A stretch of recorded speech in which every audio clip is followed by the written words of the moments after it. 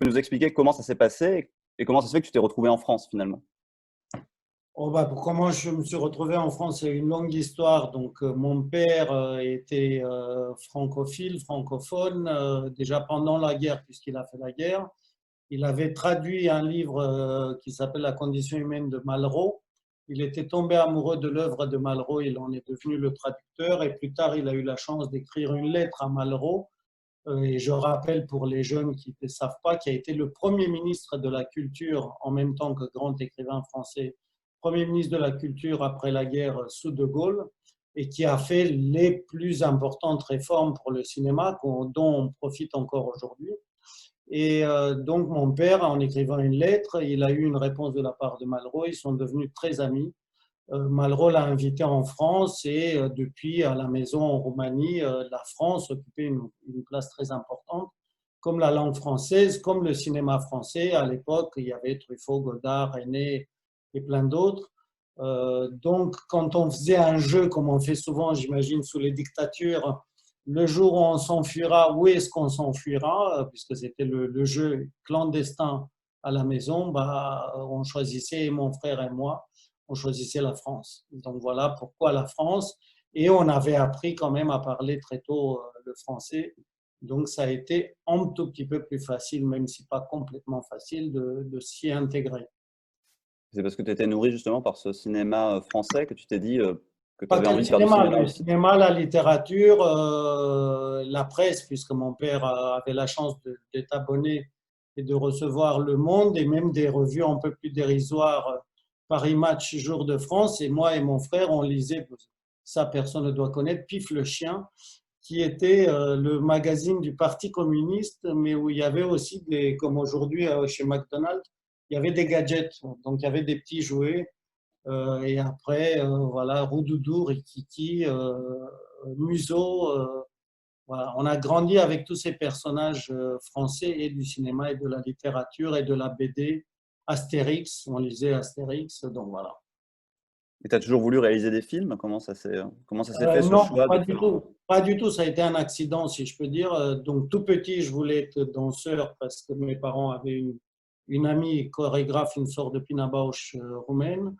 Ensuite, j'ai voulu être comédien. Ensuite, j'ai compris que j'étais mauvais comédien.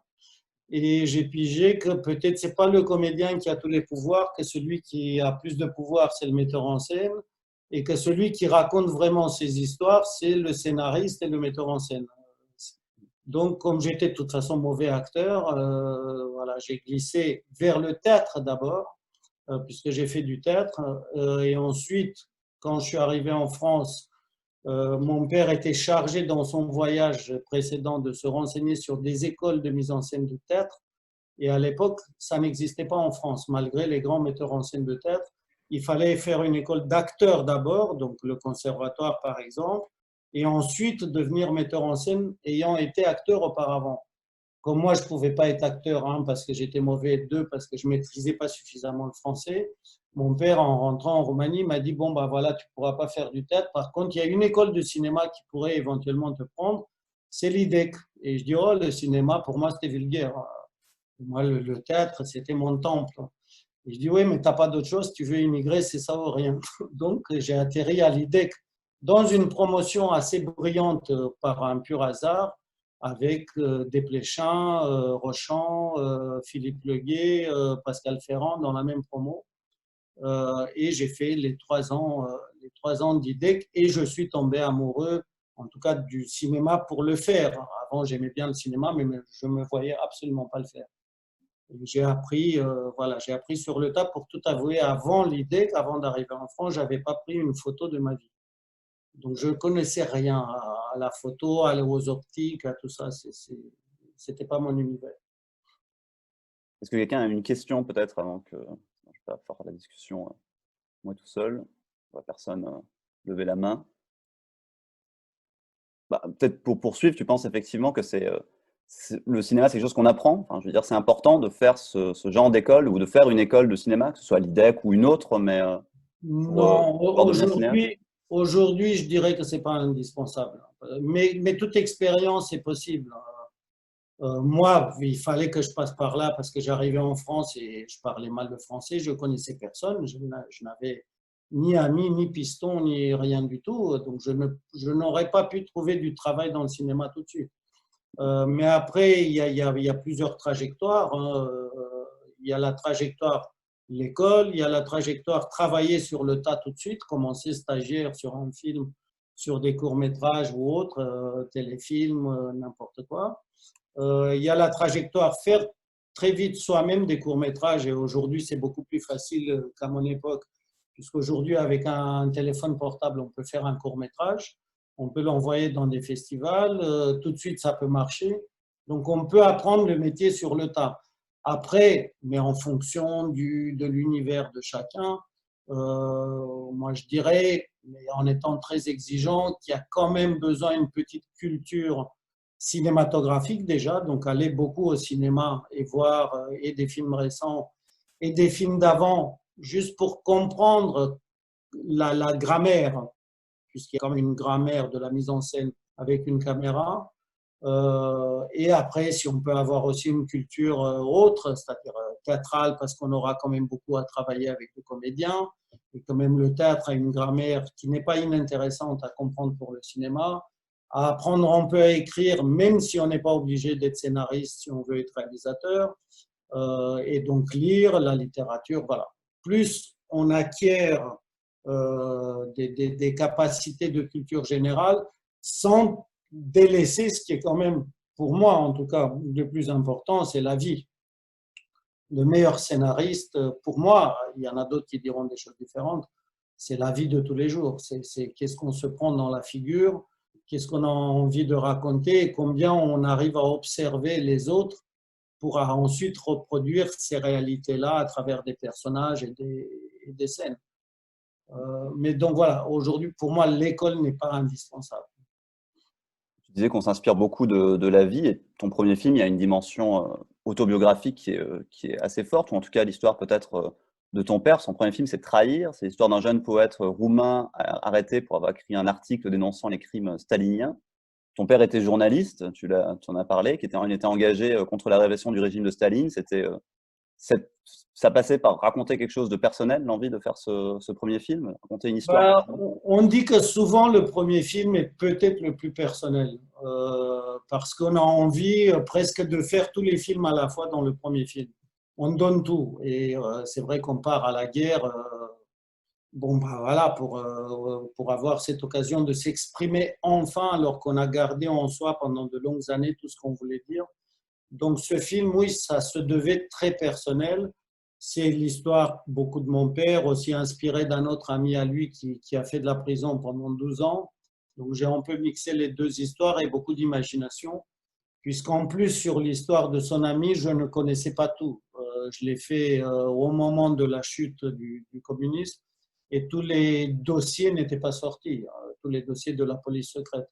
Donc j'ai improvisé et souvent, paradoxalement, où j'ai frappé dans le mille, mais je ne savais pas tout ce qui s'était tramé en prison, après la prison, etc., etc. Mais je voulais parler de là d'où je venais et tout ce qui était mes traumatismes, puisque bon, ça, quand vous vivez sous une dictature, vous êtes malheureusement et heureusement, parce que parfois ça construit quelque chose. J'ai été traumatisé à vie et je le serai à vie. Ce virus-là de la dictature, on le porte en nous à vie. Encore une fois, les effets ne sont pas que négatifs, puisque ça nous donne aussi une volonté, une énergie de ne plus jamais voir ça, de dénoncer à vie voilà, tout ce qui est injustice, cruauté, racisme, etc., etc. Tout ça, on ne veut plus jamais le voir, le rencontrer, donc forcément, on le dénonce à travers les films. Donc ce film-là, oui, pour moi, il était essentiel. D'ailleurs, c'est le seul peut-être qui a très peu d'humour parce que, entre guillemets, j'étais en guerre. Oui. J'étais voilà, en guerre contre mes cauchemars, mes traumatismes et presque ça m'a aidé de me débarrasser un tout petit peu de tout ça. Alors, on a une question de Charlotte Pipert. Alors, je prononce peut-être mal votre nom. Alors, on va ouvrir votre micro. Je vous invite juste peut-être à vous présenter rapidement et à dire de quelle structure vous appartenez, si ça ne vous embête pas, sinon vous n'êtes pas. Bien sûr. Bonjour déjà et merci pour cette belle occasion, pour cette rencontre et merci de nous consacrer du temps du coup. Actuellement, je suis en Italie, du coup, pardonnez mon accent, je reprends facilement mon accent italien, mais sinon, je fais partie de l'association Mille Visages et voilà. Et du coup, ma question était, est-ce que vous avez dû passer des examens, enfin, d'entrée quand vous êtes rentré à l'IDEC Oui. en début de parcours? À l'époque, ça s'appelait des examens entre guillemets sur titre que je devais passer en tant qu'étudiant étranger depuis mon pays. Donc là, si on a 3 heures, je vais vous raconter. Comme j'étais encore en Roumanie au moment où j'ai dû envoyer ce que il y avait, je devais écrire un scénario, une analyse de film et je sais plus quoi.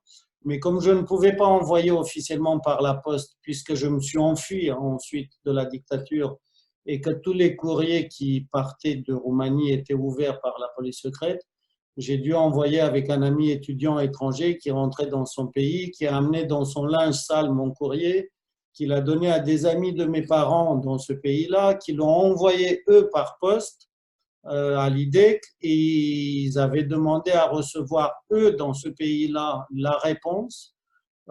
Et eux, ils nous appelaient, il y avait un code où ils disaient « Notre fille a été reçue ». Quelle histoire, c'est incroyable à entendre. Et est-ce que du coup, parce que vous parliez que vous étiez plus proche du théâtre que du cinéma, enfin, l'analyse de scénario, c'était quelque chose d'inhérent en quelque sorte à cet environnement, cette ambiance enfin, plus théâtrale, ou c'était déjà quelque chose qu'après vous avez transformé dans votre premier film? Bah, disons qu'il y a quand même des ponts entre le théâtre. On sait bien que le cinéma est né du mariage de plusieurs arts. La photo, donc le théâtre, puisqu'encore une fois, la dramaturgie aujourd'hui, et ça m'a beaucoup aidé, comme j'adorais le théâtre et j'écrivais des pièces de théâtre, bon, qui étaient nazes. Aujourd'hui, je n'oserais pas les relire. Et je les jouais en Roumanie d'une manière clandestine avec ma troupe. Mais l'architecture d'un scénario et d'une pièce de théâtre, c'est assez semblable, même si au théâtre on n'écrit que des dialogues, mais ça apprend quand même aussi à écrire des dialogues. Mais il y a toujours ce qu'on appelle les 3 actes, c'est-à-dire le théâtre et le cinéma sont inspirés de ce qu'on appelle la mythologie. On crée toujours le premier acte, donc l'introduction, le contenu qui est le deuxième acte, le milieu, et le troisième acte qui est les pilotes. Donc ça, c'est assez semblable avec le cinéma, même si après, toute règle est faite pour ne pas y obéir. Mais le théâtre m'a beaucoup aidé pour l'écriture des scénarios, pour la construction et la construction des personnages, c'est pareil. On construit des personnages qui doivent évoluer, qui doivent ne pas montrer tout à fait leur visage. Après, il y a des différences de grammaire et de stylistique. Au théâtre, l'acteur est sur scène et il n'y a pas de gros plan. Donc, on ne peut pas travailler autant avec le gros plan. Au cinéma, le gros plan souvent nous aide à ce que l'acteur dise quelque chose et que dans ses yeux, on puisse voir qu'il pense autre chose. Ça, au théâtre, c'est un peu plus compliqué. Merci beaucoup pour la réponse. Déjà, l'histoire, ça fait un scénario en soi. Merci. C'est moi. Votre question va prendre une autre question, celle d'Emmanuel Mayamba. Pareil, je ne sais pas si je prononce bien votre prénom, désolé si je le prononce mal. Et je vous invite aussi à présenter éventuellement, vous présenter en quelques mots et à l'association, la structure à laquelle vous appartenez. Bonjour, Bonjour. oui, Emmanuel Mayamba. Donc, je suis un élève de la classe égalité des chances à Le Lumière. Ouais. Donc, du coup, pour votre premier film, vous avez dit que vous vous êtes inspiré de votre histoire personnelle. Mais en regardant l'ensemble de votre filmographie, vous avez réalisé des films sur des milieux qui sont quand même très différents les uns des autres. Donc, du coup, je voulais savoir comment vous vous informez sur ces milieux-là. Est-ce que vous discutez avec les gens de ces milieux? Est-ce que vous regardez des documentaires? Est-ce que vous préférez lire des livres? Est-ce que vous préférez faire des reportages? Comment vous organisez, du coup, pour vous informer de façon suffisamment précise pour pouvoir en faire un film par la suite? Ouais. Bah, votre question est super intéressante parce qu'effectivement, il y a 2 réponses à ça. D'une part, tous les films que je fais, je me rends compte qu'ils sont quand même très personnels, c'est-à-dire je parle toujours quelque part de moi tout en me cachant derrière d'autres histoires, mais tout en respectant l'identité de ces histoires-là. Par exemple, Va-vie devient, effectivement, mon souci, c'était très éthiopien et éthiopien orthodoxe dans le personnage.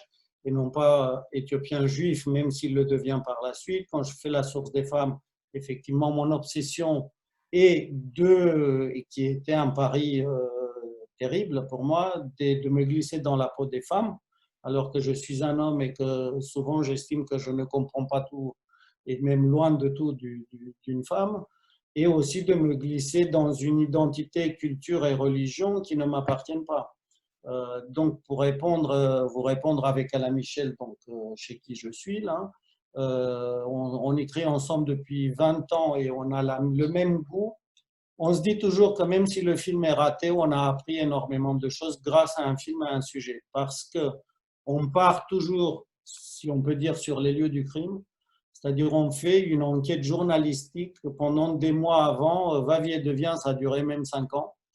La source des femmes, ça a duré 6 mois où on est allé dans les villages, on a vécu dans les villages, on a interviewé énormément de femmes de toutes les générations, on a lu énormément de bouquins, regardé des documentaires, interviewé des sociologues, des associations de défense du droit des femmes. Donc on a essayé, mais on est tout le temps obsédé, et parfois il y a des obstacles, parfois le sujet, entre guillemets, résiste. On est obsédé de glisser dans la subjectivité des personnages qu'on va traiter. C'est le plus compliqué, mais c'est le plus beau même dans une aventure humaine, puisque nous, les créateurs, on est des voyageurs à travers des subjectivités d'un tas de gens qu'on ne connaît pas. Et que pour bien faire, il faut rentrer dans leur façon de penser, pas seulement dans la nôtre. Et donc, par exemple, je vais donner un exemple qui était beau pour La source des femmes. La source des femmes, beaucoup de femmes nous disaient, surtout la génération au-dessus de 40 ans, parce qu'on leur disait, vous avez tellement souffert jeune, pourquoi parfois, quand vous vieillissez, vous reproduisez la même chose dont vous avez souffert quand vous étiez jeune, en tant que belle-mère, en tant que etc. Elle nous répondait, c'est la tradition. Donc longtemps, on s'est dit, on ne comprend pas bien le mot, la tradition. Qu'est-ce que ce mot veut dire dans leur tête et dans leur bouche, dans leur esprit? Parce que dans le nôtre, c'est trop banal. On se dit, ouais, c'est démodé, c'est arriéré, la tradition, ça veut dire qu'on n'est pas à la mode. Et on s'est dit, non, dans leur tête, ça ne doit pas vouloir dire ça. Et pendant des mois, on n'a pas compris. Pendant des mois, on a cherché juste la clé de ce mot. Et on a compris la clé de ce mot grâce à une sociologue marocaine, que dans toutes les sociétés du monde entier, il y a longtemps, il y avait comme un cercle qu'on appelle le cercle familial et le cercle de la société. La femme a toujours été la gardienne de l'intérieur du cercle. On trouve ça en Afrique, on trouve partout. Et même en Europe, il y a quelque temps. En Corse, par exemple, quand ils ont vu le film, ils ont dit, chez nous, il y a 50 ans, c'était comme ça. Donc, l'intérieur du cercle est gardé par la femme. La femme s'occupe des enfants, des animaux, de l'éducation, etc., etc. L'extérieur du cercle appartient à l'homme qui était historiquement le guerrier ou celui qui allait cultivateur, etc., qui est éleveur, qui allait à l'extérieur du cercle, donc qui n'était pas responsable de l'intérieur du cercle, donc de l'équilibre de la vie. Avant, l'équilibre de la vie était partagé entre l'intérieur et l'extérieur. Le fait est seulement, c'est que la vie a évolué, que l'homme ne part plus à la guerre, n'a plus besoin d'apporter les richesses de l'extérieur du cercle. Mais dans certains endroits, la femme a gardé toujours sur ses épaules l'équilibre de la vie, la responsabilité de l'équilibre de la vie, même quand l'homme ne fait rien. Donc, c'est ce qu'elle appelle la tradition, c'est-à-dire l'homme lui a mis sur les épaules, même aujourd'hui, même quand il ne travaille pas, même quand il est au chômage, lui a mis à elle seule la responsabilité de l'équilibre de la vie. C'est ça qu'elle appelle la tradition. Et ça, le jour où on a compris, c'est waouh, c'est comme si un monde s'était ouvert devant nos yeux. Donc, pour te répondre, voilà, tout film, on ne le démarre pas à écrire vraiment, on a l'idée, mais tant qu'on n'a pas compris, comme si on vivait là-bas, comme si on était exactement dans leur subjectivité, dans le moindre détail, parce que moi, la plus grande peur que j'ai, le moment où je projette mon film, que des gens dont je parle me disent « mais c'est pas vrai, tu connais rien, tu n'as rien compris de qui on est ». Et ça s'est passé sur La Source des femmes, sur Va vie et devient, sur le concert. Le concert, je vais vous donner, après je vais me taire parce que je parle trop. Le concert, il y a une petite spécificité. Dans le monde de la musique, un chef d'orchestre, il dirige toujours un demi-ton avant. C'est-à-dire, il fait son signe un demi-ton avant que la note doit être prononcée par l'instrument. Je savais que si je reproduisais exactement la réalité, le spectateur allait croire que je ne suis pas synchrone, que c'est un défaut technique. Mais si j'avais été synchrone complètement sans le demi-ton, les musiciens m'auraient dit « tu connais rien de la musique, c'est un demi-ton, tu n'as rien compris à la musique ». Donc j'ai fait un quart de ton. Voilà, mais je suis obsédé tout le temps de que vont penser les vrais, ceux dont je parle. On va prendre une autre question. On va prendre la question de Gilles qui attend depuis quelques temps. Alors, Gilles qui n'a pas de nom de famille, mais ce n'est pas très grave. On l'autorise à prendre la parole également. Je ne sais pas si vous nous entendez. Oui, oui, très bien. Vous m'entendez? Ok. Hey, bonjour, salut. Bonjour, bonjour à tous. Je suis là avec la Maison du Film. Je suis à Saint-Jacques-de-la-Mer, pas très très loin de Saint-Malo, Ah oui, très bien. sur un documentaire. Donc voilà. Ma question, ça concerne les sujets des films qu'on a envie de traiter. Je ne parle pas du cinéma mainstream, je parle plutôt de sujets d'un cinéma d'auteur. Et moi, mon sentiment, c'est que je vais exclure les auteurs, réalisateurs qui ne sont pas forcément francophones ou disons qui ne sont pas, je veux dire, des réalisateurs étrangers qui, j'ai le sentiment, même s'ils se comptent sur le doigt d'une main, ont peut-être un peu plus accès à des productions. Mais j'ai le sentiment qu'en France, notamment, sur le choix des sujets, de par les dispositifs de financement, de par la difficulté des productions, de monter les projets, enfin, etc., on est sur des sujets comme sur le racisme, enfin, qui sont d'actualité, sur l'exclusion sociale, enfin, des sujets qui sont un petit peu politiques. On a un petit peu du mal à monter des projets parce que le fait qu'il y ait des commissions, beaucoup d'étapes à passer avant d'arriver à monter un projet, on a des réponses qui sont davantage des traitements de sujets que l'écoute spécifique d'un point de vue, d'une subjectivité d'un auteur. Et tant qu'on n'a rien fait, cette subjectivité, entre guillemets, d'auteur, aussi modeste fut-il, a du mal à prendre la parole. Est-ce que c'est un sentiment que vous partagez par rapport à l'époque? Est-ce que c'était plus facile avant? Est-ce que c'est un peu plus difficile aujourd'hui? Enfin, il y a des enjeux économiques qui sont importants dans le cinéma. Un premier film, c'est 1 million, 1,5 million, 2 millions d'euros, ça dépend. Donc, c'est de l'argent qui est difficile à trouver. Et du coup, j'ai le sentiment que la tendance de l'industrie, puisqu'on a affaire aussi avec une industrie, je parle de long métrage, c'est de privilégier des films et des sujets qui seront plutôt porteurs commercialement. Et du coup, les films émergents, de cinéastes émergents, sont plus difficiles à monter, quoi. Quel est votre sentiment là-dessus? Bah, on peut ce que vous dites, mais il est plus mitigé parce qu'effectivement, bon, maintenant, comme je suis un peu vieux, et donc je fais des films depuis 30 ans, j'ai rencontré plusieurs périodes. Disons, j'ai rencontré une première période où on disait si tu n'as pas la carte, tu fais pas de film. À l'époque, avoir la carte dans les années 90, c'était faire du film de la nouvelle vague, même si c'était du mauvais et du rechauffé. Mais si on ne faisait pas, entre guillemets, les standards de la nouvelle vague, on ne faisait pas de film. Et si on n'avait pas la carte, c'est-à-dire que Le Monde, Télérama, bon, plus tard, c'est venu Les Inrecuptibles, etc., Libération. Si vous n'aimez pas, vous ne pouviez pas trop faire des films. Si vous n'aviez pas été sélectionné au Festival de Cannes, voilà. Il y avait d'autres critères, mais en tout cas, un autre type de cinéma était difficile. Et après sont arrivés Jean-Pierre Jeunet, etc., où le cinéma s'est un peu plus diversifié. Autant qu'il y a eu des cinéastes femmes qui sont arrivées, ce qui était très rare avant. Il y avait Agnès Varda, 2-3, et Christine Pascal, et voilà.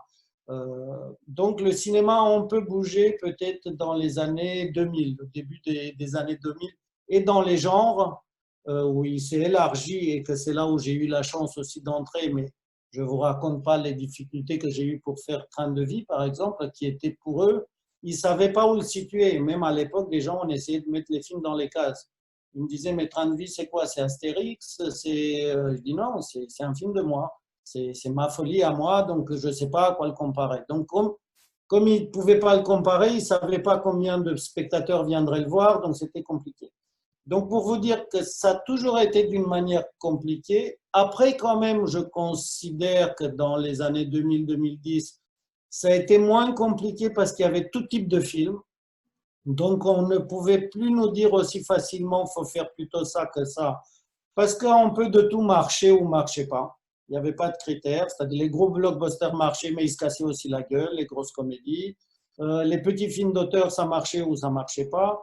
Donc, il y a eu une diversité bénéfique. Et aussi beaucoup de ce qu'on appelle nous des guichets de financement. Bon, il y en a un qui n'aime pas et l'autre, il peut aimer. Donc, il y a eu quand même une bonne période avec des petits films, des films ce qu'on appelle du milieu et des films très chers. Effectivement, aujourd'hui, ça commence à se radicaliser un peu plus, mais quand même, où on a la chance, je vous le dis, on voyage beaucoup et nous, à l'ARC, on milite beaucoup, on est quand même toujours le pays le mieux loti au monde au niveau et de diversité, de types de cinéma différents et de plus en plus de cinéma de femmes, etc. Après, oui, ça se durcit, un film doit marcher. Avant, on avait un peu moins ce discours-là. Aujourd'hui, il y a la crise partout, tout le monde veut que ça soit rentable. Donc des films un peu qui font peur parce qu'il n'y a pas eu le même type qui a marché avant. Effectivement, c'est un peu plus compliqué et surtout les films du milieu. Nous, on se bat beaucoup à l'art pour rétablir, pour que tous les franges du cinéma puissent exister. On observe qu'il y a beaucoup de tout petits films qui se financent à maximum 1 million, 1,5 million, voire 2 millions maximum. Et après, pouf, on passe tout de suite au-dessus de 10 millions, entre 10 et même 20, jusqu'à 25 millions. Et les films qui ont fait l'histoire du cinéma français, les films entre 4 millions et 8 millions d'euros, ce qu'on appelait les films du milieu, ceux-là, ils sont en train de disparaître. Donc, il y a une frange de la diversité qui disparaît. Mais ça devient plus dur. On a beaucoup de combats. On n'a pas le temps là de se raconter parce qu'il y a les plateformes américaines qui arrivent, qui ont une idéologie un peu de Hollywood, qui disent nous, on veut faire seulement ce qui est rentable. Il faut nous prouver que c'est rentable. Bon, on essaie de dialoguer avec eux et peut-être qu'on va les amener aussi à la philosophie un peu plus française. Mais ça, c'est le rôle de l'ARP et d'autres organisations de se battre autant que possible pour que tous les points de vue, que la démocratie soit bâtie au niveau de l'art et du cinéma, que tous les points de vue puissent s'exprimer à toutes les hauteurs de budget, tout type de genre, et qu'on ose de plus en plus à faire même des genres nouveaux qui aient des spectateurs de toutes sortes. Oui, mais juste pour conclure, je vais laisser la parole. Enfin, je suis tout à fait d'accord avec vous. Je suis aussi adhérent de la SRF et je suis un petit peu inquiet moi, sur la tendance un petit peu de durcissement, notamment la nomination de Dominique Boutonnat au CNC sur la dimension un petit peu rentable des projets. Et un film, moi je trouve que c'est une aberration intellectuelle de vouloir prétendre qu'un film puisse être rentable a priori, puisque par définition c'est un prototype, donc on ne sait pas ce qui va marcher, c'est pas l'argent qui va faire la différence, mais c'est effectivement une tendance qui risque de se durcir, mais il faut tenir. Bah, oui. Non, mais la réponse est ni l'un ni l'autre. Effectivement, le cinéma est une industrie culturelle. Il faut que sur ces deux mots, aucun n'écrase l'autre. Il ne faut pas que industrie écrase le culturel et culturel ne peut pas écraser industrie parce qu'il y a quand même besoin d'argent. Et si l'argent ne revient jamais d'une exploitation des films en général, tous ne doivent pas marcher, mais au moins ceux qui marchent doivent nourrir un peu ceux qui marchent moins pour que le culturel existe, mais que l'industrie ne se casse pas la gueule non plus. Merci. Merci à vous. On va prendre une question sur le chat là, qui a été posée il y a une petite dizaine de minutes de Madeleine de l'association Tribudum qui demande, voilà, concernant l'écriture de scénario, comment ça se passe l'écriture avec ton co-auteur? Est-ce qu'il présente une première version du scénario et vous retravaillez ensemble ou est-ce qu'il avance sur une première version de son côté et puis la soumet? Comment ça se passe? Alors, probable nécessité d'aller plus loin et peut-être d'envisager d'ailleurs un texte qui, et là encore l'Europe pourrait montrer l'exemple, étant éventuellement un texte européen, réaffirme plus largement à l'heure du numérique et d'un modèle qui est à la fois global et digital avec ce type d'acteur, l'absolue nécessité de garder la sensibilité de l'auteur. Ah, on entend une radio ou je ne sais pas quoi. Vous m'entendez là? Pierre. Est-ce que c'est chez moi? Je ne sais pas. Bon. Et simplement qui souvent conduit à réduire l'auteur à, au fond, un statut un peu assimilable à celui d'un salarié. Bon, il y a une radio, ça s'est arrêté. Moi, je vous entends, Radou, là. Hein. D'accord. Alors, donc, nous, on a une méthode, comme je disais, mais chaque scénariste a sa méthode. Nous, on écrit d'abord, on a une idée, on teste l'idée, on la fait mûrir, est-ce qu'elle est bonne, est-ce qu'elle n'est pas bonne. Disons, 90% des idées ne sont pas bonnes, on le jette à la poubelle. Quand une idée survit un peu, on écrit d'abord un synopsis, environ 8-12 pages. Avec ce synopsis, bon, moi, je produis… En liant, en fait, puisque… Bon, il y a la voix qui est revenue. Pierre, c'est peut-être toi qui touche à des choses. Alors, donc, vous m'entendez toujours? Est-ce que vous m'entendez? Oui, oui, oui, Oui. moi je vous entends. Donc, avec le synopsis, je cherche des partenaires producteurs qui coproduisent avec moi. Une fois qu'on les a trouvés, avec le synopsis, sachant l'idée, on part en documentation. C'est-à-dire ce que j'ai raconté avant, on voit des films, on lit des bouquins, on rencontre des personnes, on va dans le pays ou dans la région qu'on traite et on rencontre, ça peut durer 3 mois, 6 mois. Une fois qu'on a accumulé toute cette documentation et parfois parfois il y a des gens qui nous racontent des scènes qui arrivent dans le film. Après, nous, on écrit un traitement. C'est comme un livre, comme une nouvelle de 30-40 pages à peu près, où on peut glisser parfois des dialogues pour avoir la couleur de la façon de parler des personnages. En tout cas, le traitement doit avoir les personnages, qu'on comprenne bien leur caractérisation, leur évolution et la dramaturgie. Les 3 actes doivent être déjà dans le traitement. Souvent, on fait 3 versions du traitement. À chaque fois, nos interlocuteurs, nos amis producteurs lisent, nous donnent le feedback. Donc, on corrige, on essaie de s'améliorer. Quand on a un traitement qui nous satisfasse, ce n'est que là où on passe, puisqu'on a quasiment la structure, les personnages, leur façon de parler et beaucoup de scènes déjà, c'est là où on passe aux versions dialoguées. Donc, pareil, au tout début, disons, il y a 3-4 versions dialoguées. Et lorsqu'on a une version dialoguée qui nous satisfait, c'est celle-là qu'on envoie aux acteurs d'abord et ensuite avec le casting aux financiers. Donc voilà la méthode.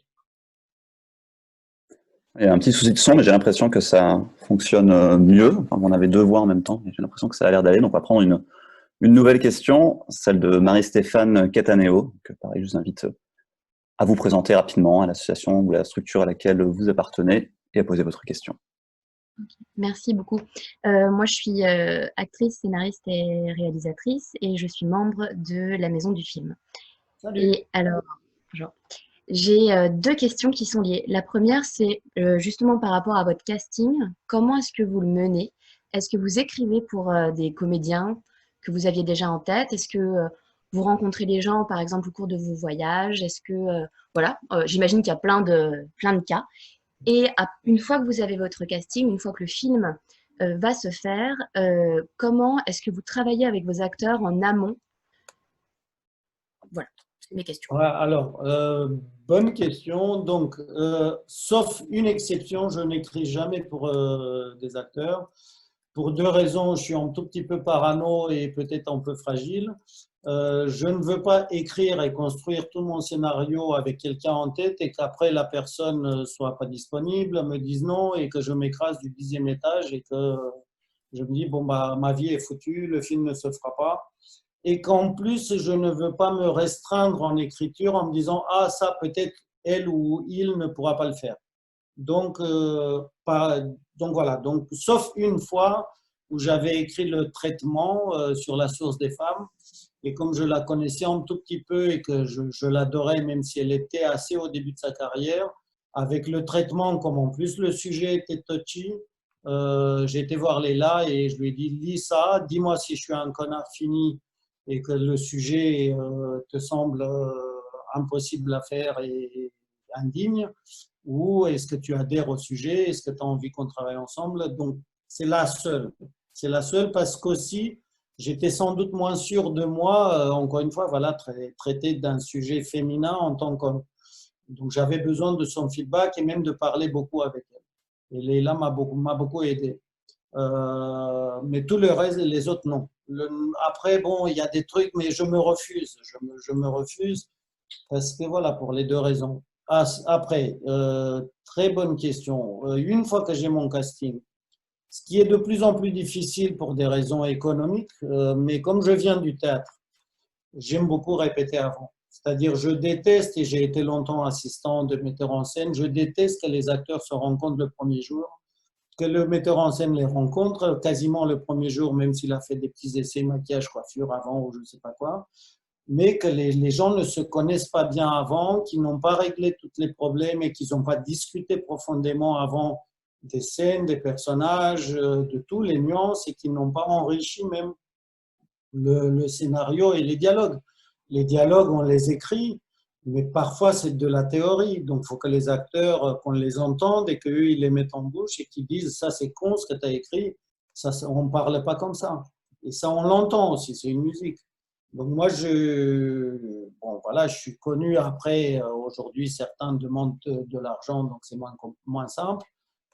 Mais quasiment tous mes films, j'ai répété pendant 1 mois avant le tournage. Avec même La Source des femmes, elles sont toutes venues, toutes et tous, mais bon, il y avait plus de filles que de garçons, au Maroc où on a tourné. Et pendant 1 mois, on a tout travaillé. Bon, malheureusement, dans mes films, il y a ce qu'on appelle beaucoup d'usines, parce qu'il faut apprendre des chansons, des danses, un tas de choses, et se comporter comme, c'est-à-dire Leïla, Sabrina, Afsia, elles débarquaient de Paris. Il fallait aussi qu'elles apprennent à marcher dans un village où, voilà, où tu glisses sur des pierres, où les femmes et tout le monde marchent autrement. Tu ne marches pas comme sur un trottoir à Paris. Donc ça ne s'apprend pas de la veille au lendemain. Donc toutes ces choses-là sur train de vie, pareil, vivre dans un petit village juif de l'Est de l'Europe juste avant la guerre, ça s'apprend. Il ne faut pas être parigot et que ça sonne faux. Plus le travail sur les scènes. Mais le travail sur les scènes, je ne travaille pas comme au théâtre dans du jeu dur. Je ne veux jamais obtenir dans ces répétitions-là ce que je veux obtenir le jour du tournage. Mais je fais monter quand même la tension, si je peux dire. Mais à un moment, je frustre. C'est-à-dire, les acteurs, bien sûr, qui s'approprient, en plus, ils se connaissent. Et à un moment donné, ce qui est formidable, et ça, c'est une technique, si je peux dire, de réalisateur, c'est qu'à un moment donné, c'est humain et c'est normal qu'ils veulent me montrer qu'ils peuvent le faire. Même les scènes les plus difficiles émotionnellement. Et là, je les arrête et je leur dis merci, c'est bon. Ils disent non, non, non, là, c'est bon, je suis prête. Je dis non, c'est bon, parce que je ne veux pas qu'elle me la donne là. C'est pour la caméra. Et que parfois, on ne peut pas donner 2 fois ça. Et qu'en plus, la frustration donne une bonne énergie. Pour que l'actrice, l'acteur, bien sûr, veuille impressionner, veuille montrer je suis prête, je suis… Donc, cette énergie-là, c'est souvent ce qu'on appelle les acteurs de la première prise. Ils donnent le meilleur à la première prise et parfois, ça revient à la 6e, 7e, puisqu'après, ils reproduisent un tout petit peu ce qu'ils ont déjà fait, en moins bien. Mais pour moi, voilà, la répétition est très importante et dans la discussion et dans la connaissance. Parfois, moi, je me gourre dans des scènes où ils me disent « mais ça, c'est pas logique que je dise ça, que je fasse ça, et pourquoi je pars par là, et pourquoi… » Donc, on discute. Et en plus, ces discussions-là, comme un tournage quand même, c'est court, c'est-à-dire ça coûte cher, on a 8 heures par jour, on court. On n'a pas le temps de discuter, c'est-à-dire là, on n'a pas le temps de dire « ah tiens, bah, pourquoi c'est pas logique que je fasse ça ?» Tout ça, c'est fini, c'est déblayé avant. Mais encore une fois, la force de ces répétitions-là, c'est que les acteurs se connaissent entre eux, ils deviennent doucement les personnages, ils se regardent et ils se parlent en tant que personnages plus qu'en tant qu'êtres humains normaux, et ils rentrent dans la peau des personnages, dans les lieux, voilà, de plus en plus. On a beaucoup de questions en attente, donc pour qu'on puisse les prendre toutes, je t'invite, Radou, à faire des questions tout petit peu, des réponses un tout petit peu plus courtes, même si elles sont évidemment passionnantes, mais comme ça, on pourra voilà, les prendre toutes et que personne ne soit laissé un peu sur le carreau. On va prendre la question de Cyril Solbiac. Pareil, je vous invite à vous présenter. Bonjour Cyril. Hello, bonjour. Hello, salut. Salut. Donc Cyril Solbiac, moi je viens de Mille Visages. Et aussi j'ai une question qui est similaire à celle qui a été posée auparavant, qui est de votre expérience, ah, de l'expérience que vous avez eue de tous les films que vous avez faits. Quelle qualité vous avez appréciée chez les acteurs pendant les tournages? Disons, pour moi, il y a deux types d'acteurs. Comment dire, il y a les acteurs techniciens, mais techniciens rudes que j'aime pas, parce que c'est des acteurs qui savent faire et qui trompent bien beaucoup de gens, mais qui ne sont pas sincères parce qu'ils prennent pas de risques. Ils ont peur des risques. C'est un peu comme dans l'amour. Il y a ceux qui font semblant et il y a ceux qui le vivent et qui prennent du plaisir, et même si ils risquent leur peau, entre guillemets. Donc moi, je suis très attentive en casting, comme je fais toujours des essais, de prendre plutôt la catégorie des acteurs qui me font confiance, à qui moi je fais confiance, puisque c'est un couple à deux. Moi, je ne casserai jamais une actrice ou un acteur, c'est-à-dire je ne l'amènerai jamais tellement loin pour que ça lui fasse du mal, même si parfois il y a des scènes de souffrance, etc. Mais il faut qu'elle ou lui me fasse confiance. Et moi, je dois leur faire confiance qu'ils vont tout donner. Parce qu'on fait un métier de barge, on fait un métier où on cherche le no man's land de la condition humaine. Donc, ceux qui ne se lâchent pas avec une technique, ils ont tous les acteurs ont pris des cours, ont une expérience. La technique, elle est là. Mais à un moment donné, mon travail, c'est que la technique passe dans l'inconscient et que le naturel et la spontanéité giclent au moment de la prise et qu'on ne réfléchisse plus autant d'une manière rationnelle, qu'on se laisse aller et qu'on se laisse aller dans ce territoire incertain qui va nous surprendre nous-mêmes. Voilà, ceux qui contrôlent trop, je les aime pas. J'en connais, je ne vais pas donner des noms. J'ai eu la chance de travailler quasiment qu'avec des gens qui sont des très grands acteurs, mais qui prennent le risque de ne pas contrôler. Et ça, je donnerai toujours l'exemple de deux actrices merveilleuses. Yael Abécassis dans Va vie et devient, la scène où elle lèche le visage de son fils, où elle l'a fait d'une manière tellement merveilleuse parce qu'elle savait plus ce qu'elle faisait. Parce qu'elle n'a pas pensé à la scène, à faire bien correctement la scène. Elle s'est laissée aller. Bon, je l'ai aidé un peu, entre guillemets, à la déboussoler, sachant que je ne lui faisais pas de mal. Et que là, c'est son instinct maternel, mais c'était une alchimie bizarre et irrationnelle qui a pris le pas. Et de la même manière, Mélanie Laurent, dans le concert, quand elle atteint l'apogée quand elle apprend la vérité sur ses parents, où Mélanie, ce qu'elle a fait, elle n'a pas maîtrisé. Elle ne savait pas ce qu'elle faisait. D'ailleurs, la pauvre, j'ai coupé au bon moment. Elle a failli tomber dans les pommes tellement elle était partie vraiment en y croyant, en étant son personnage. Donc voilà, j'aime cette famille-là, pour dire ceux qui y vont et qui découvrent, la vie, qui ne la maîtrisent pas à 100%. Merci. On va prendre la question de Sophia El Ernmi. Je prononce bien votre nom, excusez-moi si ce n'est pas le cas. Oui, c'est ça. Bonjour. Bonjour. Salut. Je m'appelle Sophia, je suis comédienne et je viens de l'association Mille Visages. Alors moi, du coup, au niveau de la question, deux personnes en ont déjà à peu près parlé, dont j'ai eu une bonne moitié de réponse déjà.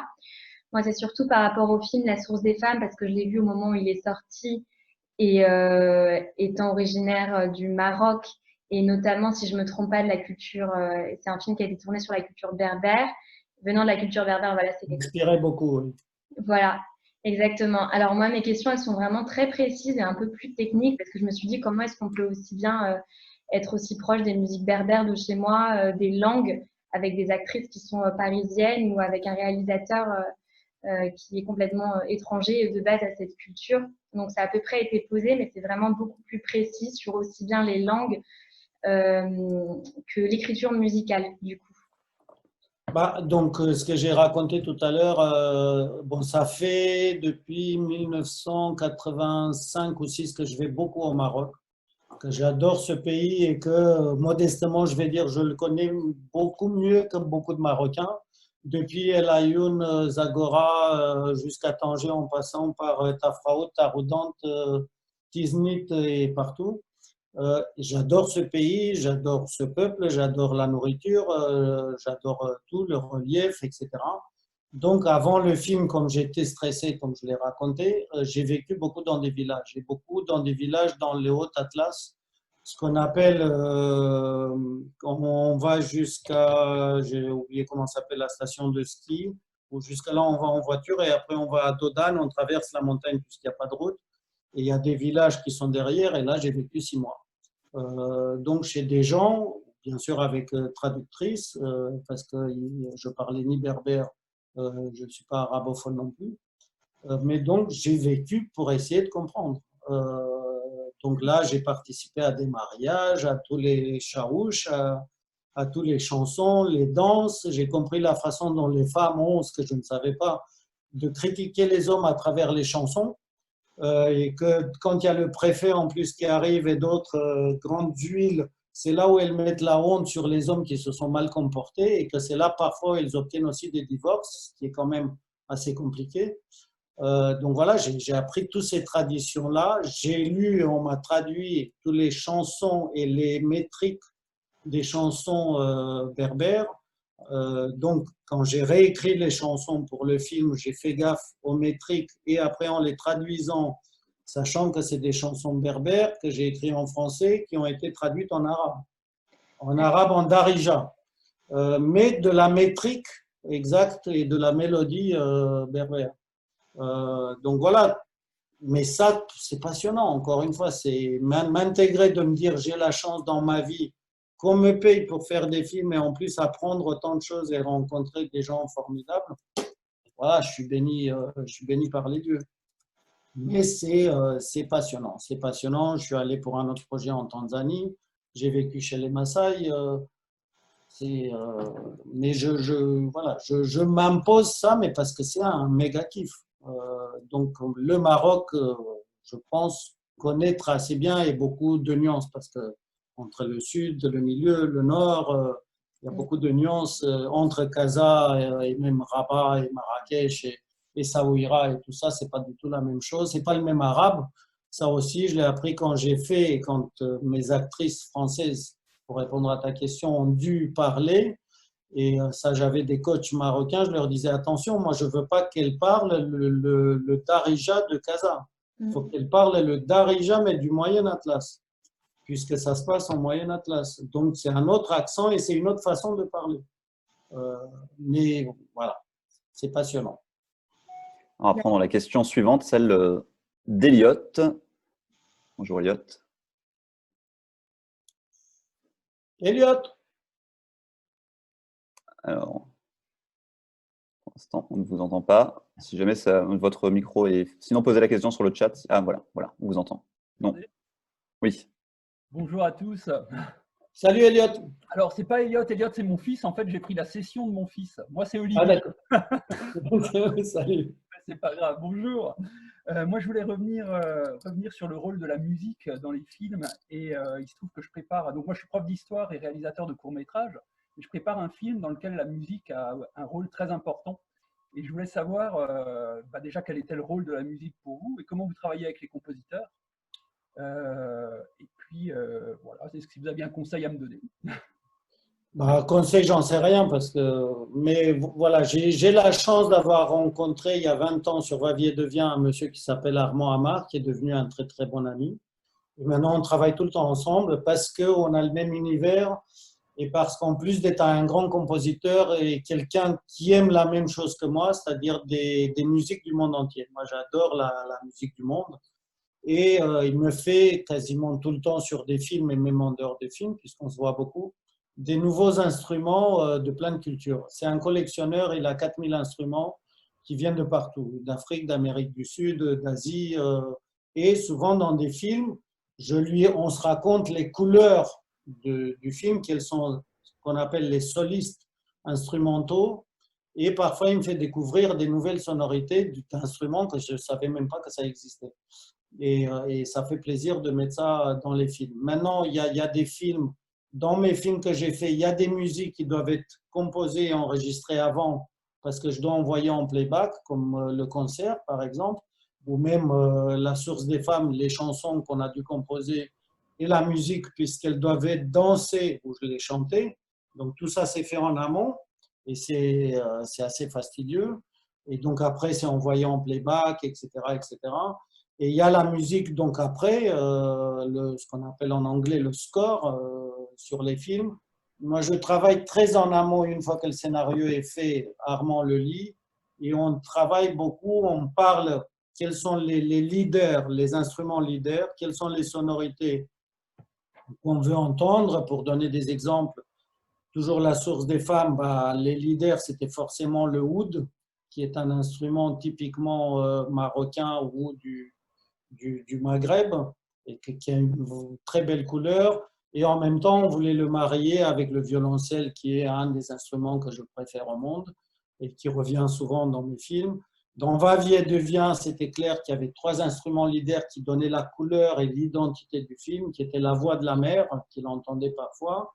Un instrument que j'ai découvert à cette occasion-là, qui était le doudouk, qui est un instrument arménien, qui fait très sale et biblique, le ouh. L'orchestration, le violon, le violoncelle et l'orchestre. Les violons qui donnaient le côté ample, pareil, biblique, historique, large au film. Et après, lui, il compose, il propose, on parle de chaque morceau, quel type de sensation, d'émotion, de dramaturgie, puisque pour moi, la musique, c'est quelque part l'âme secrète du film.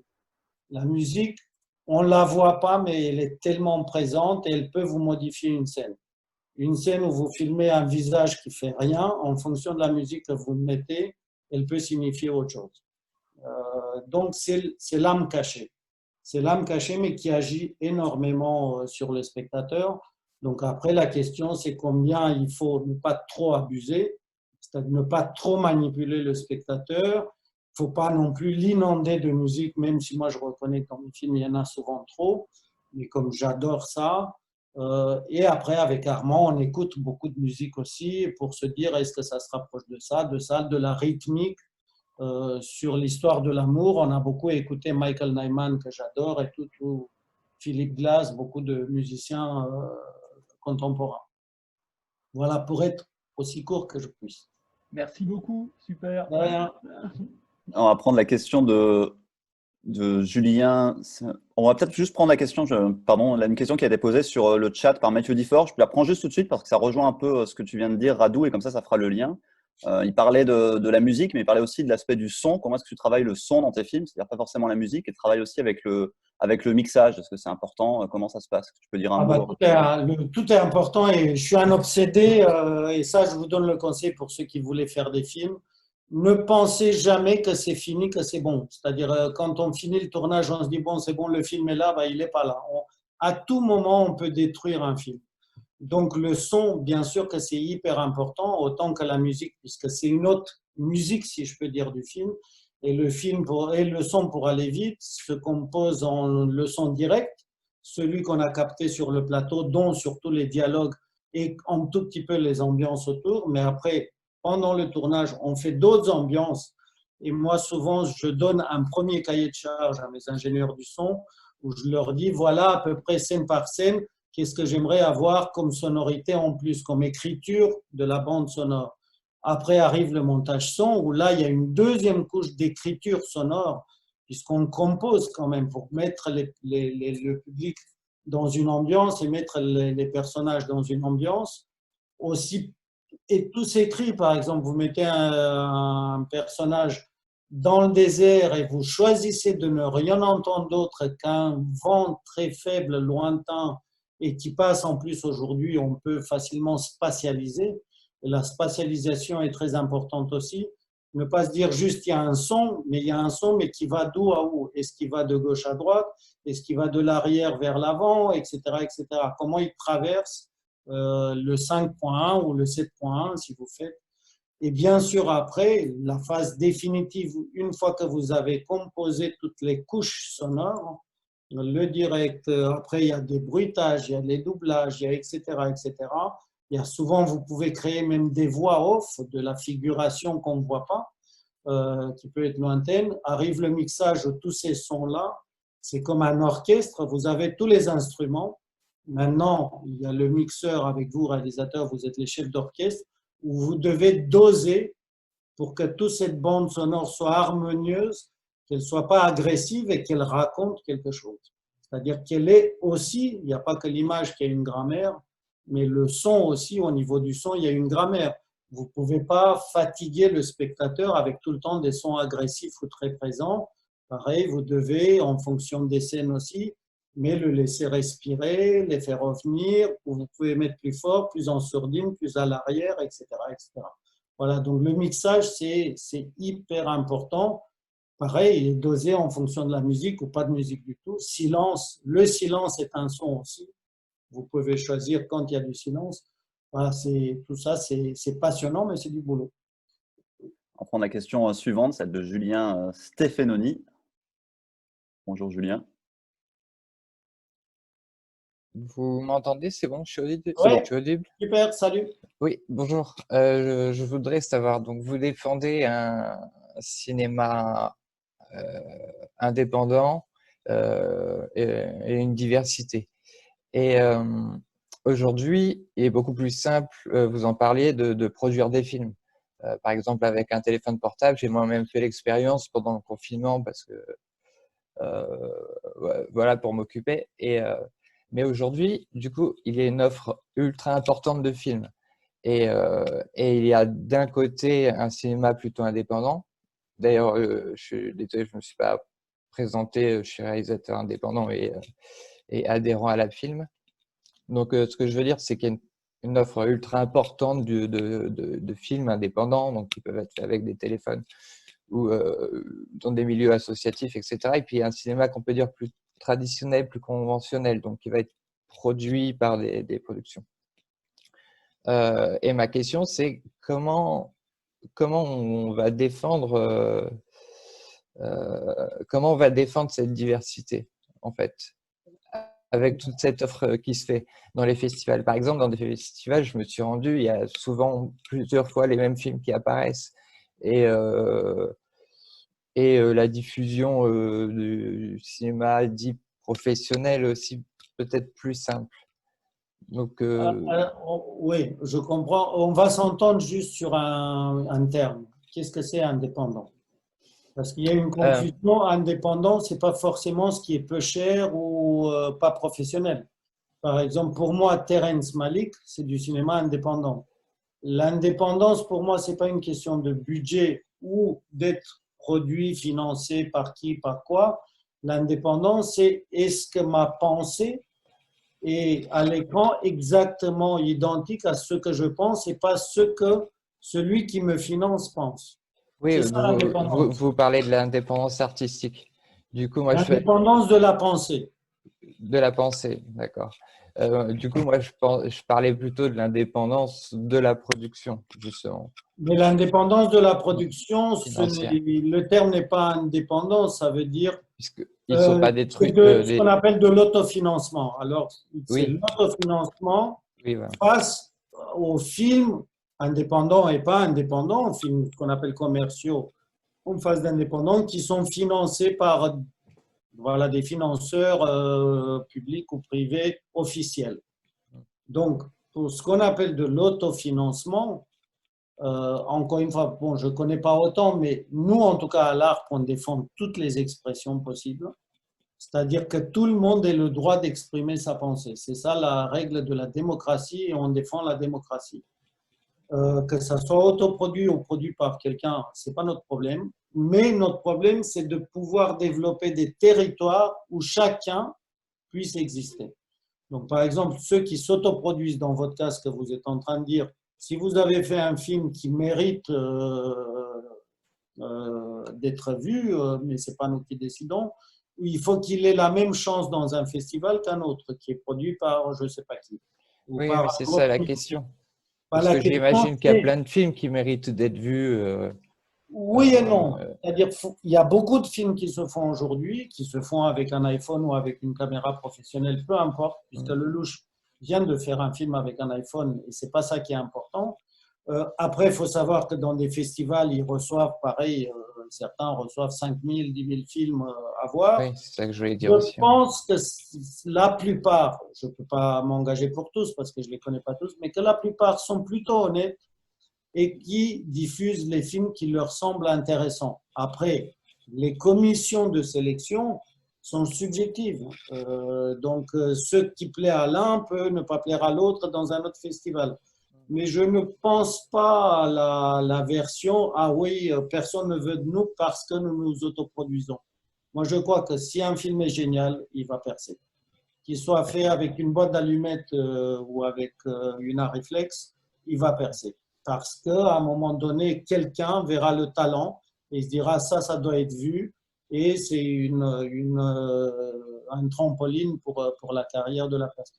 Je ne crois pas trop à la théorie, personne ne veut de nous parce que nous ne sommes pas professionnels, entre guillemets. C'est pas trop ce que je voulais dire, mais du coup, est-ce que vous pensez qu'ils ont la même visibilité en Alors, fait, juste, tout Julien, simplement. pour permettre à tout le monde de passer, parce Oui, qu'il est pardon, déjà, je prends peut-être il est beaucoup la déjà parole. 16h et on n'aimerait pas aller au-delà de 16h30. Puis je sais que Radou aussi a d'autres choses de prévues dans la journée. On va passer aux questions suivantes, mais merci en Oui, tout cas pas de souci. Merci, j'espère que, pour votre voilà, question. que ça t'a aidé un peu. Mais ne laisse pas tomber. Pas de problème, merci. On va prendre la question de Tara ensuite. Bonjour Tara. Bonjour, moi je suis comédienne au sein de l'association Mille Visages. Bonjour tout le monde.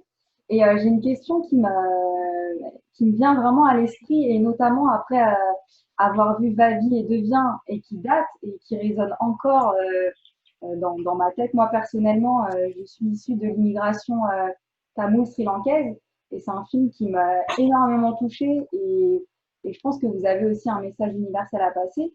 Et du coup, ma question c'est comment vous avez vécu l'exil et l'immigration en France, cette double culture, et à travers votre carrière professionnelle et aussi en tant qu'homme personnellement, voilà, c'est des choses qui me touchent beaucoup. Merci. Bon, après votre question, sans vous critiquer, elle est un chouïa indiscrète, mais c'est des longues histoires, tout ça. Bon, d'une part, je vous répondrai, ça se voit un peu dans mes films. Oui. Je me cache un peu derrière chacun. Maintenant, par rapport à Shlomo de Va, vie et devient, j'ai subi le racisme et j'ai eu du mal, mais pas autant que lui. C'est-à-dire, encore une fois, je suis très conscient que c'est une chose d'être étranger et de subir un racisme en tant que blanc, et c'est autre chose d'être noir ou arabe ou autre, d'être coloré et de subir le racisme quand on arrive dans un nouveau pays. Donc, j'ai souffert. J'ai souffert parce que je ne m'y attendais pas, comme tout immigré, quand il se dit « Oh là là, je suis libre, j'ai échappé à mon pays dictatorial, maintenant c'est le paradis devant moi », même si je n'avais pas un rond et que voilà. Mais bon, j'étais libre, j'étais vivant, mais je ne m'attendais pas à me recevoir tel gamelle dans la tronche. Donc, voilà. Mais j'étais conscient qu'il y en avait d'autres qui se recevaient pire que moi. Donc, quand j'ai fait Va, vie et devient, j'ai mis du moi quelque part, puisque bon, il y avait entre guillemets une petite situation semblable et pas semblable. Semblable juste que je suis parti seul et j'ai laissé mes parents et ma famille derrière. En même temps, Shlomo, il y a sa famille qui est morte, ils ont traversé le désert, ils ont vécu dans un camp, ce que moi, je n'ai pas vécu. Donc voilà, j'étais 10 fois plus privilégié que lui. Mais je me suis inspiré de certaines choses que j'avais ressenties en disant, lui, ça doit être puissance 1000. Puissance 1000, sa mère qui lui manque, etc. etc. Et le secret. Bien sûr que moi j'avais un secret, lui il a un secret, il ne peut pas dire qu'il n'est pas juif et que sa maman est toujours vivante. Voilà. Et donc, voilà, tout immigré, mais aujourd'hui avec le recul, je dirais, et je ne vais pas rentrer dans la polémique actuelle, moi personnellement, tous les trucs que je me suis pris dans la tronche m'ont fait du bien. C'est-à-dire m'ont fait grandir. Je ne ferai pas le cinéma que je fais. Encore une fois, je recommande personne à naître sous une dictature et à immigrer et à devoir s'enfuir. Mais moi, personnellement, ça m'a fait grandir. Comme par exemple, j'ai fait un film chez les Pygmées que je connaissais pas. J'ai découvert ce peuple merveilleux, ce peuple premier. Et j'ai toujours dit, les petits hommes m'ont fait grandir. Parce que j'ai appris des tonnes chez eux. Je voulais pas avoir d'enfants, j'ai eu des enfants grâce à eux, etc., etc. Donc, j'essaie, bon, après, chaque histoire est différente, la vôtre doit être différente. Moi, chaque épreuve, elle a été dure sur le moment, mais à la longue, je me rends compte qu'elle m'a appris des choses. Elle m'a appris à être tolérant. Elle m'a appris à essayer de regarder la subjectivité de l'autre. De me dire, voilà, même l'autre, s'il est immigré comme toi, il a d'autres particularités. Essaye de les comprendre. Ne calque pas tout sur ton histoire à toi. Essaye de comprendre pourquoi lui, il est en colère, pourquoi ceci, pourquoi cela, et en quoi tu peux l'aider à ce qu'il transforme cette colère-là en quelque chose de positif. Alors, il nous reste 20 minutes. On a encore 4 questions, 4 voire 5 questions, parce que je vois qu'une nouvelle personne vient de lever la main. On continuera jusqu'à 16h30. J'espère qu'on pourra prendre toutes les questions. Je ne peux pas le garantir à 100%, mais voilà, on va faire en sorte. On va prendre la question ensuite de Mehdi Mescar. Bonjour Mehdi. Bonjour, bonjour à Salut. vous. Salut, je suis comédien et réalisateur et je suis là avec Cinéma 93. Et j'avais une question tout à l'heure en parlant de la documentation sur la source des femmes. Vous disiez que même si le film était raté, enfin aurait pu être raté, au moins vous auriez appris quelque chose de cette documentation. Et tout à l'heure, là, vous disiez que selon vous, un film génial va percer. Alors justement, c'est quoi selon vous ce qui fait la différence entre un film raté et un film génial? Et évidemment, c'est subjectif, mais selon vous, qu'est-ce qui fait qu'un film peut être raté ou pas? Et est-ce que vous avez l'impression, peut-être dans votre filmographie, peut-être d'avoir vous-même raté un film, mais qui peut-être le public ne l'a pas vu comme raté? Je ne saurais pas répondre à la question qu'est-ce que c'est un film raté ou un bon film. C'est trop subjectif. En tout cas, ce que je sais, c'est que quand on part à la route en tant que réalisateur, on vit avec cette angoisse en tête, on l'a toujours là, qu'il y a forte chance qu'on rate nos films. Que le risque de rater un film, il est plus important que la chance de le réussir. Donc, voilà, c'est pour ça qu'on est vigilant, qu'on essaie de bosser 10 fois plus, mais bon, ça c'est une chose. Après, à la fin, moi personnellement, je me dis pas, ou bon, peut-être un tout petit peu que j'ai réussi un film. J'ai du mal à penser que j'ai réussi complètement un film. Après, je vois qu'à la longue, il y a des films qui résistent. Va-vie et devient, je me dis, oh, je l'ai fait en 2004. 16 ans plus tard, il y a encore des gens qui m'en parlent et même des jeunes qui soit qui n'étaient pas nés à l'époque et qui l'ont quand même vu. Le parent donc dit oh ça doit pas être trop mal, mais je peux pas penser qu'il est parfait parce que ça n'existe pas. Après oui, je vous dirai pas lequel, mais je crois qu'il y a un film où j'ai pas très bien travaillé. Et que je serai très vigilant sur certaines choses. Maintenant, est-ce que j'aurai suffisamment appris? J'en sais rien. Mais il n'y a pas de critère. Qu'est-ce que c'est? Et un bon film que nous, on aime comme spectateurs, bon, bah, on aime. Il n'y a pas à expliquer, à théoriser. Bon, après, si on peut faire des analyses de films, pourquoi nous, on aime la mise en scène, les acteurs, le sujet, etc. Mais il n'y a pas de formule. C'est ça qui est beau dans l'art. Dans l'art, il n'y a aucune formule. Orson Welles peut réussir Citizen Kane, moi je le raterai 10 fois. Donc, on ne peut pas dire Citizen Kane, il faut que tout le monde fasse du Citizen Kane. C'est absurde. On ne peut pas faire ça et on n'est pas tous Orson Welles. Chacun doit faire ce qu'il a à faire et ce qu'il sait le mieux faire, bien sûr, dans une grammaire, dans quelque chose, mais il n'y a pas de règle, il n'y a pas de… Et même moi, je me méfie d'autre chose, et ça, souvent, je le fais sur les tournages. Je me méfie de refaire ce que je pense avoir réussi sur les films d'avant. Même dans les mouvements de caméra, je me dis, oh là là, ça, je l'ai déjà fait, je ne vais pas le faire. Parce que je vais penser, ah, parce que je l'ai fait et ça a marché sur ce film-là, ça va marcher là-dessus. Ben non, l'histoire est différente, les acteurs sont différents, la lumière est différente, tout est différent. Il faut faire ce qui appartient à ce film-là. On va prendre la question suivante, la question de Stella. Stella, peut-être que je prononce mal, je ne sais pas. Et là, Vous m'entendez? Oui. Oui. Pardon. Oui. Oui, oui. Vous m'entendez là? Oui, oui, nous vous Oui, entendons. bonjour. Excusez-moi, oui. Moi, c'est Estelle. Alors, je suis comédienne. Je suis avec l'association Tribu d'Hommes. Et je voulais déjà vous remercier pour toutes les questions que vous avez données pour votre rapport aux comédiens, à leur travail. Moi, je voulais surtout savoir par rapport à vos premiers films, est-ce que c'était compliqué de trouver des financements pour Ah ouais. travailler? Parce que, Les 2 premiers, ça a été des galères internationales. voilà, je voulais savoir comment ça. Le tout premier, ça a failli ne pas se faire parce que, bon, donc j'étais personne. Le sujet était Zarbi pour l'époque, la dictature communiste, ça n'intéressait personne. Donc, il y a un producteur fou qui l'a fait, mais je crois qu'on manquait, à l'époque, on était en francs, mais on devait manquer de l'équivalent de 2 millions d'euros. Et on est parti quand même à le faire. Et finalement, on l'a fait, on n'a pas trop perdu d'argent et le film s'est ramassé. C'est-à-dire, j'ai gagné plein de prix internationaux. Je me suis fait connaître beaucoup aux États-Unis. J'étais à Sundance et tout ça. En France, je crois que j'ai fait 8000 spectateurs. C'est le pire bid. C'est quasiment comme ma famille qui a vu le film au cinéma. Donc, le deuxième, ça a été aussi compliqué à financer. Train de vie. Même si grâce à Train de vie, après, ça a été plus facile. Mais faire Train de vie, en plus une comédie sur la Shoah, sur l'Holocauste, tout le monde me traitait d'antisémite, de ceci. Personne ne savait que mon père avait été déporté. Voilà. Donc, ça a été très compliqué à l'époque. Plus un style, j'ai raconté tout à l'heure, qui n'était pas habituel. Ils ne savaient pas ce que je voulais faire. Donc après, ça c'était un peu plus facile parce que Train de vie a gagné le prix du public à Sundance, prix à Venise, etc.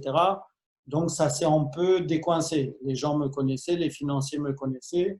Donc je crois que c'est Va-Vie et Devient qui arrive après. Va-Vie et Devient était plus facile à financer et depuis, voilà, c'est moins difficile. Mais au début, ça a été méga galère. Mais il faut jamais lâcher. On va prendre la question suivante. On va prendre la question de Stéphanie. Bonjour Stéphanie.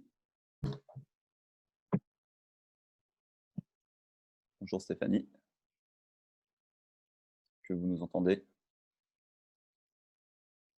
Non. Stéphanie. On va prendre. C'est pas grave. On va prendre une autre question. Alors, il y a une question sur le chat qui allait juste après, celle de Maria Teresa, qui vous demandait, qui te demandait, Radou, dans l'idée d'un film futur à tourner, quel serait le mythe duquel tu t'inspirerais pour réécrire un événement du monde contemporain et quel serait cet événement? Voilà, bonne chance avec cette question. Aujourd'hui, voilà, je ne vais pas dévoiler plus, je retourne chez les Pygmées. D'accord. Je trouve que le sujet est plus que contemporain, c'est-à-dire l'écologie, la forêt, et est-ce qu'on a le droit de vivre dans cette forêt, etc. etc. Je ne vais pas en dire plus, mais voilà, je retourne chez mes Pygmées chéris. La question suivante qui était également sur le chat, posée par Anne. J'aimerais poser des questions sur le travail de préparation. Est-ce que vous storyboardez l'ensemble des plans du film? Comment préparez-vous avec le chef opérateur? Est-ce que vous lui donnez des références de films? Jamais storyboard, sauf quand il y a des effets spéciaux, parce que là, on a besoin des cadrages plus précis. Jamais, parce que je considère que le storyboard est une prison. Comme la pensée ne cesse d'évoluer, comme je m'adapte beaucoup aussi au jeu des comédiens, tous les matins, je fais ce qu'on appelle une mise en place avec les comédiens, même si je sais à peu près comment ils vont se déplacer. Mais je préfère que ce soit la caméra qui s'adapte au jeu de comédien plutôt que de dire au comédien, tu vas 3 cm à gauche, à droite, parce que ma caméra doit filmer ceci et cela. Donc, pas de storyboard. Storyboard, pour moi, c'est la prison. Je ne vais pas être en prison. Je veux m'adapter. Bien sûr, après, il y a un travail avec le chef opérateur, beaucoup en préparation. On travaille sur des films, sur des photos, sur des peintures. Films, bon, pour toutes les raisons, sans copier, parce que ça, comme je l'ai dit tout à l'heure, je ne crois pas à copier. Peinture beaucoup, parce qu'il faut qu'on définisse des colorimétries et des directions de lumière. Et photos, et pour la direction de lumière, même si c'est des photos en noir et blanc, et beaucoup pour les cadres, pour choisir quel type de cadre nous allons créé dans le film. Donc voilà, long travail là-dessus. Film, photo, peinture. Ensuite, on va prendre la question de Damien. Bonjour Damien. Oui, bonjour. Salut. Bonjour, alors je suis Damien, je fais partie de la classe égalité des chances de Lumière. Moi, ce que j'aurais aimé savoir, c'est en rapport avec votre travail en amont de recherche que vous avez effectué pour le film, par exemple, pour La source des femmes. Pourquoi s'être axé sur un projet de fiction plutôt qu'un projet documentaire? Bah, c'est pas la même chose. La fiction, c'est une histoire que nous racontons et que nous inventons et que nous souhaitons, nous, construire la dramaturgie et de l'histoire et de chaque personnage, évolution de personnage.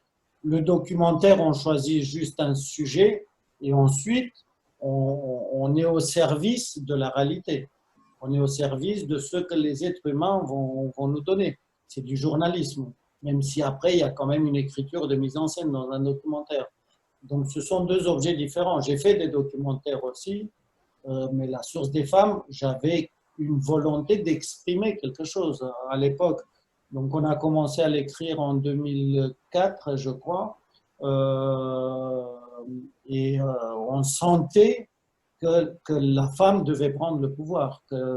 Et en 2011, le jour où on a fini le tournage, et c'est drôle, a explosé la révolution en Tunisie, le printemps, ce qu'on a appelé le printemps arabe. Et qu'on avait senti ça que dans le monde entier, puisque le film c'est un conte, si je peux dire, mais il ne s'adresse pas qu'au monde arabo-musulman. Il s'adresse au monde entier, que ça suffit que l'homme garde tous les pouvoirs, et par cette métaphore, donc d'où ça ne pouvait pas être un documentaire, puisque la métaphore, on voulait l'inscrire, la métaphore de l'eau, de la source de l'eau, que l'eau est source de vie, et celles qui sont en charge de l'eau, donc de la source de vie, sont les femmes. Donc il faut leur laisser le pouvoir. Je vais prendre la question suivante, qui est une question sur le chat posée par Mélissa. J'ai une question, vous travaillez sur différentes cultures qui ne sont pas les vôtres. Comment vous positionnez-vous sur la question de l'appropriation culturelle? Je ne sais pas ce que ça veut dire l'appropriation culturelle, puisque la culture n'appartient à personne. La culture appartient à tout le monde. Après, on est chacun né dans une culture et une identité qui nous définit un peu. Mais là, je l'ai déjà dit, la plus belle aventure humaine pour moi, c'est voyager à travers les subjectivités des autres. Donc, on travaille à travers la vie, à travers les livres qu'on lit, les films qu'on voit. Mais la culture, pour moi, elle n'appartient à personne. On a le droit, tout en restant ce qu'on est, parce qu'on ne va pas être un jour moi, le lendemain quelqu'un d'autre. Mais l'autre, ça va être trop long. Mais moi, je crois que le soi sans l'autre, c'est pas possible. Moi, je me suis construit avec mon soi, ce que je suis profondément, mais grâce à l'autre. L'autre m'a super construit au fur du temps. Sans l'autre, je ne serais pas ce que je suis. Merci. On va prendre la question suivante, celle de Zara Alouche. Bonjour. Oui, bonjour. Alors, j'avais une question. Est-ce que votre travail a pour but de créer des nouvelles représentations ou des représentations minoritaires? C'est pas réfléchi aussi rationnellement que ça. Non, je fais ce qui me touche. Les sujets que je traite, je ne sais pas comment je les rencontre. Parfois je lis, parfois c'est une idée. C'est parce que ça me touche et parce que je me dis, je peux faire un beau voyage profond à travers ce sujet-là, à travers les personnages que je vais rencontrer. Mais ce n'est pas une œuvre, je vais améliorer le monde. Moi, je vais être le grand héros qui va changer le monde.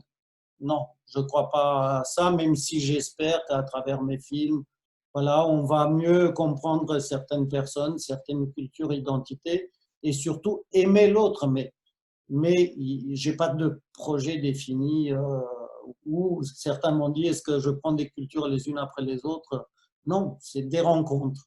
Et comme on me raconte aussi beaucoup de belles histoires, parfois il y a une histoire, je me dis, waouh, ça, j'aimerais la faire parce que ça me correspond. Ok, très bien. Merci beaucoup. Alors, la question suivante est une question de Kenza Courtois. Bonjour. Bonjour. Du coup, moi, je suis étudiante à la classe égalité des chances de Louis Lumière. Et je me posais une question plus sur le côté production. J'ai vu que vous travaillez avec beaucoup de productions dans le monde, les États-Unis, le Canada, la Belgique, l'Italie.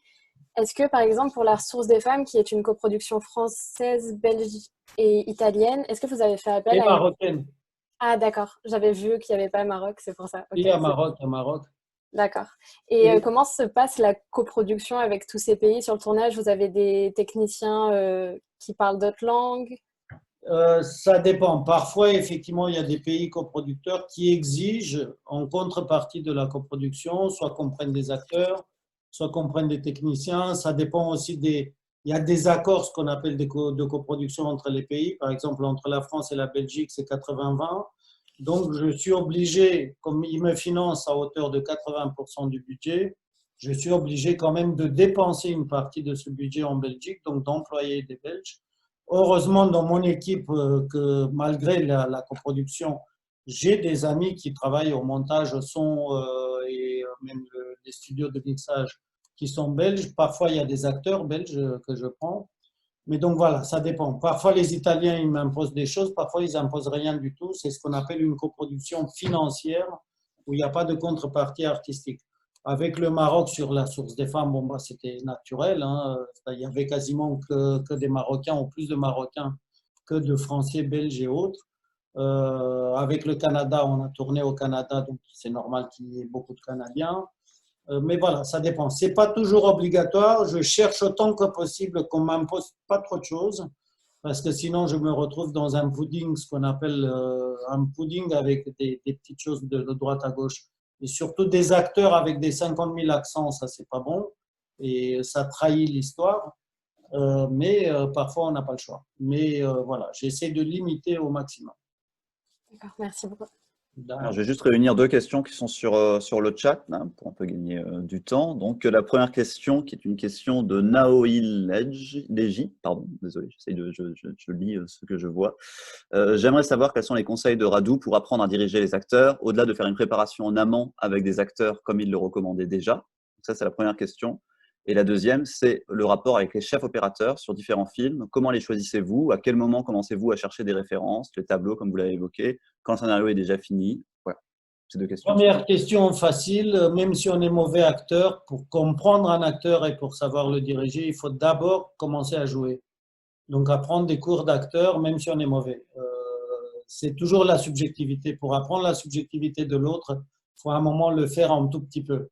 Après, il y a des livres, l'art de l'acteur, etc., etc., ou au moins assister à des cours d'acteurs et juste ouvrez bien les yeux et les oreilles pour voir comment les professeurs arrivent à amener les acteurs du point A au point B jusqu'à Z. Parce que c'est une matière très fragile, un acteur ou une actrice, et donc il faut savoir les amener, ne pas les amener dans un cul-de-sac, ce qu'on appelle. Parce que parfois, il y a des réalisateurs ou réalisatrices qui s'énervent quand ils n'obtiennent pas quelque chose. Ils ne se rendent pas compte que plus vite tu t'énerves et plus tu t'énerves, plus tu paniques l'acteur ou l'actrice, qui se bloque et qui ne pourra plus jamais te donner ce dont tu rêvais.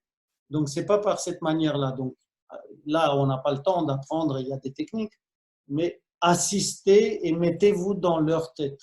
Mettez-vous dans leur tête et demandez-vous toujours qu'est-ce que lui, il aimerait avoir que je puisse lui donner pour atteindre ce que je veux atteindre et que je veux atteindre avec elle ou avec lui. Donc voilà, ça c'est très schématique, mais on n'a pas le temps. Et la deuxième question, c'était par rapport au chef-op. Oui, compliqué comme question. Comment choisir un chef-op? On a vu ces films, on voit plusieurs films, donc on se dit waouh, c'est intéressant ce qu'il fait. Ça nous correspond, c'est-à-dire les directions, les lumières, la subtilité, tout. Et ça, c'est subjectif. Qu'est-ce qu'on aime comme image dans la vie? Après, il faut rencontrer les personnes parce que ça peut être très beau, mais que le caractère de la personne ne nous convienne absolument pas. Et un film, que ce soit un court-métrage ou un long, c'est une aventure humaine. Moi, je ne m'embarque jamais sur un tournage avec des gens, même s'ils sont hyper doués, mais avec qui, entre guillemets, je ne pourrais pas traverser le désert. Parce qu'un film, il y a des tensions, il y a des problèmes. Il faut qu'ensemble, on soit un groupe de gitans, si je peux dire, avec nos caravanes et qu'on puisse régler les problèmes ensemble. Parfois, ça nous arrive de nous engueuler, mais il ne faut pas que ça soit grave. Et il faut qu'on puisse, bon, comme moi je vais dans des pays quand même un peu plus roots, je me méfie surtout s'il y a des personnes qui disent « Ah, j'ai pas eu mon steak frites aujourd'hui. » Bon, bah non, dans ce pays-là, il n'y a pas de steak frites. On va manger autre chose et ça va être kiffant parce qu'on va découvrir d'autres choses. Parfois, on vit dans des cases, on n'a pas d'hôtel. Il m'est arrivé sur un film, bon, l'autre avec les pygmées, la douche, c'était un arrosoir. Voilà. Donc, l'équipe doit être aussi choisie en fonction de leur capacité artistique, mais pas seulement. On va prendre une dernière question. Il va être 16h30. Je vais laisser la parole à Marie, parce que je vois que Charlotte, qui a déjà parlé, souhaitait également reprendre la parole. Mais voilà, pour que tout le monde puisse s'exprimer au moins une fois, voilà, je laisse la parole à Marie. Merci. Bonjour. Bonjour. Salut Marie. Salut, cool. Désolée, mon micro ne fonctionnait pas tout à l'heure. Mais du coup, j'avais une question, j'espère ne pas finir sur une note négative. Je me demandais, vous parlez beaucoup de cette peur, de cette pression que ça peut représenter de raconter une histoire qu'on n'a pas forcément vécue. Je me demandais comment est-ce que vous gérez ce sentiment peut-être un peu d'illégitimité. Est-ce que vous vous dites, bon, bah, j'ai envie de raconter cette histoire, donc je le fais, et tant pis, ou enfin, comment est-ce que vous gérez ça tout au long du tournage, les doutes et tout ça? Bah après, ça dépend de chacun. Moi, je vous parle de mon caractère à moi. Mon caractère, c'est plus j'ai peur, plus je travaille. Plus j'essaie de compenser ma peur en essayant de boucher chaque petit trou d'incertitude, de me dire je suis imparfait. Donc je bosse plus. Voilà, j'en fais plus jusqu'à être, entre guillemets, près de la perfection. Mais pour moi, la peur est un bon moteur. La peur me fait bosser. La peur me dit, bon, bah, ce que j'ai raconté, le demi-ton, quart de ton, il y a plein de gens qui me disaient, mais t'es fou, on s'en fout de tout ça, personne ne regardera. Si moi je regarde, c'est important. Donc je dois le régler. Donc je suis obsessionnel, si je peux dire. Voilà. Donc plus j'ai peur, plus je travaille, plus je m'occupe de chaque millimètre de ce que je raconte de la film. Plus la lumière me fait peur. Pour vous dire, bon, un film, c'est rempli de plein d'imprévus. On a prévu une journée de plein soleil dehors et je regarde la météo, puisqu'on a tous des applications, et je vois que dans 3 jours, il risque de pleuvoir. Et moi, j'ai écrit la scène et je veux la scène avec de soleil. Ben, je travaille, je me casse la tête, comment je peux transformer cette scène en cas de pluie, en cas de vent, en cas de machin, pour que la scène fonctionne quand même et que tout le monde se dise, ah ben, il a écrit pour ce qu'il y a eu. Donc voilà, la peur crée des défenses. C'est-à-dire, et ça c'est peut-être mon caractère d'immigré, quand vous immigrez, comme vous êtes seul au monde, vous imaginez tous les pires scénarios pour toujours tomber sur vos pattes. Vous imaginez tout. Donc c'est une paranoïa. Mais cette paranoïa dans le cinéma aide à se dire, je ne dois jamais arriver sur le plateau sans solution. La comédienne peut-être a mal dormi, le comédien s'est engueulé avec je ne sais pas qui. Je dois tout prévoir. Dans ces cas de figure-là, je dois quand même me démerder. Je dois trouver des solutions. Donc, vous réfléchissez et vous, au bout d'un moment, vous fabriquez une souplesse d'adaptation, comme un immigré parfois, d'adaptation pour survivre et pour que votre film survive. Bah merci beaucoup Radou d'avoir pris le temps de répondre à toutes ces questions et puis merci à vous tous d'y avoir participé à cette masterclass. J'espère qu'on a pu répondre au maximum des questions que vous posiez ou que vous aviez envie de poser à Radou, Miaïl et à nous. Enfin, merci et puis on vous dit à bientôt. Merci beaucoup. Au revoir. Merci. Merci. Au revoir. Merci. Au revoir. Merci. Salut. Au revoir. Au revoir. Au revoir. Au revoir. Merci. Au revoir. Au revoir. Merci, au revoir. Merci, au revoir. Au revoir. Au revoir. Au revoir.